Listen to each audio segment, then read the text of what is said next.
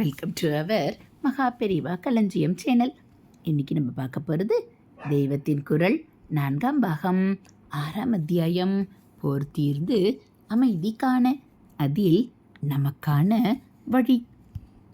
மாதிரியான பெருவாரி சாதாரண ஜனங்களுக்கு நிஷ்காமிய கர்மாவும் பக்தியும் தான் ஞான மார்க்கத்துக்கான யோகியதையை சம்பாதித்து தருபவை. ஆனால் இப்படி சத்கர்மா செய்யும் போதும் பக்தி உபாசனை செய்யும் போதும் கூட இவற்றிலே கிடைக்கும் திருப்திக்காக மாத்திரம் இவற்றை செய்வதென்றில்லாமல் நித்திய சௌக்கியமான சாஸ்வத சாந்த பதமான சத்தியங்களுக்கெல்லாம் மேலான ஒரே சத்தியமாக உள்ள அத்வைத லட்சியத்துக்கு போகவே இவை படிகள் என்ற நினைப்பை விடாமல் செய்ய வேண்டும். லோக வாசனைகளில் நன்றாக தடிப்பேறிக்கொண்டு ஒழுங்கு கெட்டுப்போன நாம் முதலில் லோக காரியங்களை ஒழுங்காக செய்து அந்த தடிப்பை தேய்த்து தேய்த்து கரைத்துவிட்டு அப்புறம்தான் லோகத்தை விட்ட ஆத்மாவுக்கு போக வேண்டும். அதாவது முதலில் தர்ம மார்க்கத்தில் போய் அப்புறம்தான் பிரம்மத்துக்கு முயல வேண்டும். தர்மம் என்பது சத்கர்மம் வழியாகவே ஆற்றப்படுவது. அதனால்தான் இன்னாருக்கு இன்ன கர்மம் என்று பக்குவம் பார்த்து அதிகார பேதம் பார்த்து பிரித்து கொடுத்திருக்கும் போது அப்படிப்பட்ட கர்மத்தையே அவரவருக்கும் ஸ்வகர்மம் என்று சொல்லாமல் ஸ்வதர்மம் என்று சொல்லியிருப்பது. வியாதி போன பிற்பாடுதான் விருந்து சாப்பிட முடியும். ஆத்மானந்தமாகிய அமிர்த போஜனம் பண்ணணும் என்றால் முதலில் கர்ம வியாதியையும் மனோவியாதியையும் போக்கிக் கொள்ள வேண்டும். மனோவியாதி என்றால் மனசுக்கு ஏற்படும் கிளேசம், பிரமை போன்ற வியாதியை சொல்லவில்லை. மனசே ஒரு வியாதியாக ஆத்மாவிலே தோன்றி இருப்பதைத்தான் சொல்கிறேன்.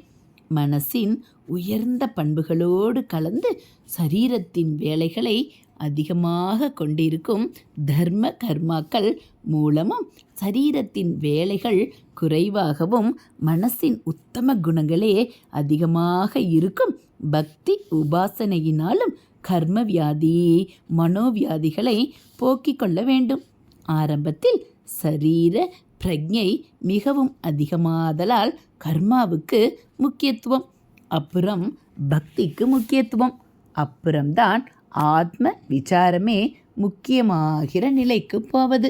ஹரஹர சங்கர ஜெய ஜெய சங்கர. அடுத்து பிரமார்க்க தொடர்பு. எதையும் கண்டிக்கலாகாது.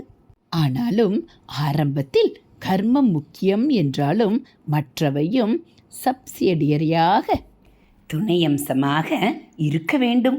இவற்றிலே பக்திக்கு அதிகமாக இடம் கொடுக்க வேண்டும். ஆத்மாவை பற்றிய ஸ்மரணை, அத்வைதத்தை குறித்த சிந்தனை, ஞான நூல்கள் படிப்பது ஆகியனவும் கொஞ்சம் இருக்க வேண்டும். அப்புறம் பக்தி அதிகமாக இருக்கும்போது கர்மாவை பற்றி விசேஷமாக கவனம் செலுத்தி இழுத்து போட்டுக்கொண்டு செய்ய வேண்டியதில்லை. கர்மா முக்கியமாயிருந்த முதல் ஸ்டேஜில் நாமாக மனசறிந்து வலிந்துங்கூட பக்தி வழிபாடும் பண்ண வேண்டும் என்பது போல இப்போது பக்தி முக்கியமாய்விட்ட போது கர்மா பண்ணத்தான் வேண்டும் என்றில்லை. சாஸ்திரியமான முக்கிய கர்மாவை பண்ணினால் போதும். சரீர பிரஜையிலிருந்து அதைவிட சூக்ஷமமான நம்முடைய மனசை குறித்தே நேராக பிரஜை ஏற்பட்ட கட்டத்தில் இதைவிட ஸ்தூலமான கர்மானுஷ்டானத்தில் புத்தி பூர்வமாக வலிந்து ஈடுபட வேண்டியதில்லை. அதுவாக வாய்த்த கர்மங்களை, தவிர்க்க முடியாத கர்மங்களை மட்டும் நன்றாக பண்ணினால் போதும். ஆனாலும் இப்போதுங்கூட கர்மாவை விட்டுவிட்டேனாக்கும் என்று பிரகடனப்படுத்தி காட்டக்கூடாது. அப்படி காட்டி கர்மா அவசியமாயிருக்கிற முதல் ஸ்டேஜ் மனுஷியர்களுக்கு மனக்குழப்பம் ஏற்படும்படி பண்ணிவிடக்கூடாது. கர்மா பக்தி எல்லாம் போன ஞானியும் கூட இப்படி பண்ணிவிடப்படாது என்று பகவான் கீதை 3ஆம் அத்தியாயத்தில் தீர்மானமாக கூறியிருப்பதை மறக்கவே கூடாது. பக்திக்கும் அப்புறம் ஞானத்திலே போன பிறகு கர்மா பக்தி இரண்டுமே அவசியம் இல்லை.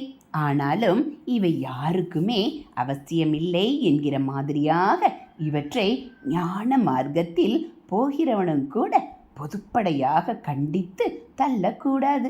அவனுக்கு பகவானின் உபதேசம், நீ இவற்றை விட்டுக்கோ. ஆனால் உன் மாதிரி பக்குவப்படாதவாளும் விட்டுவிட்டு இரண்டும் கெட்டானாக திண்டாடும்படியாக பண்ணிவிடாதே. உன்னால் ரன்னிங் ரேஸ் ஓட முடிகிறது என்பதால் குழந்தைகளுக்கும் நடைவண்டி வேண்டாம், கால் ஊனமானவனுக்கும் கக்க தண்டம் வேண்டாம் என்று நினைக்கும்படி பண்ணிவிடாதே என்பதே.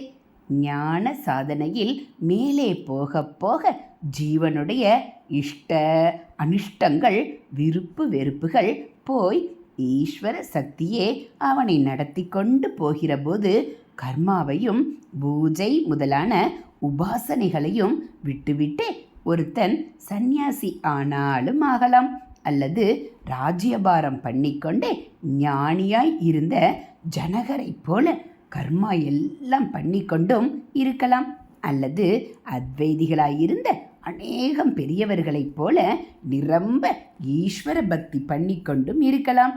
ஹரஹர சங்கர, ஜெய ஜெய சங்கர.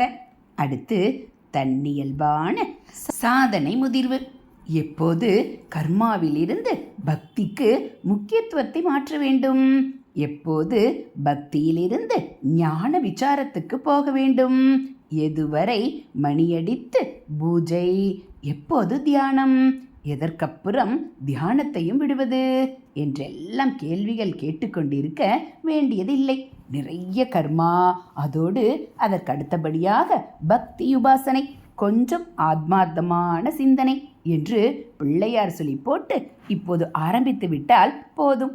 இப்படி பண்ணிக்கொண்டு போகிற போதே கர்ம வாசனை தேய தேய மனசின் பரிசுத்தி அதிகமாக ஆக எந்தவிதமான சாதனைகளையும் அபியாசங்களையும் விட வேண்டுமோ அவற்றில் பிடிப்பு தானாகவே கொஞ்சம் கொஞ்சமாக விட்டு போய் எந்த விதமான சாதனாபியாசங்கள் கூட வேண்டுமோ அவற்றிலே தன்னால் ஒரு அபிருசி ஏற்பட்டு அவற்றிலே இயற்கையாக நாம் ஈடுபட்டு பின்பற்ற ஆரம்பித்து விடுவோம்.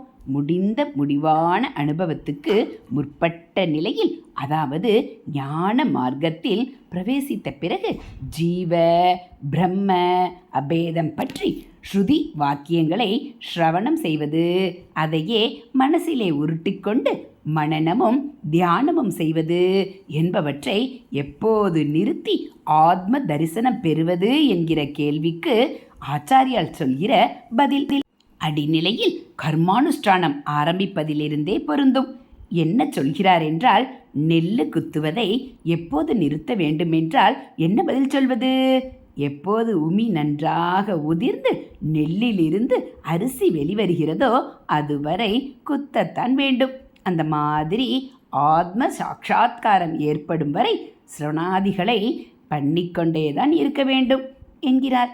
எந்த அனுஷ்டானத்தையும் எப்போது நிறுத்துவது என்று கேட்காமல் அதற்கு மேலான நிலை வரும் வரை தொடர வேண்டும். ஹரஹர சங்கர, ஜெய ஜெய சங்கர. ஹரஹர சங்கர, ஜெய ஜெய சங்கர. மகா பெரியவா சரணம். இதுபோல் தெய்வத்தின் குரல் பகுதிகளை நீங்கள் தினந்தோறும் கேட்கணும் அப்படின்னா மறக்காமல் நம்ம சேனலை சப்ஸ்கிரைப் பண்ணுங்கள். கூடவே பெல்லைக்கானை கிளிக் பண்ணி ஆளுங்கிற பட்டனையும் அழுத்திடுங்க. நம்ம சேனலில் வரக்கூடிய தெய்வத்தின் குரல் பகுதிகள், ஆன்மீக கதைகள், மகா பெரிவா மகிமை எல்லாம் உங்களுக்கு பிடிச்சிருந்தா ஒரு லைக்கும் கமெண்ட்டும் கொடுத்து உங்களுக்கு தெரிஞ்சவங்களுக்கும் ஷேர் பண்ணுங்கள். தேங்க்யூ.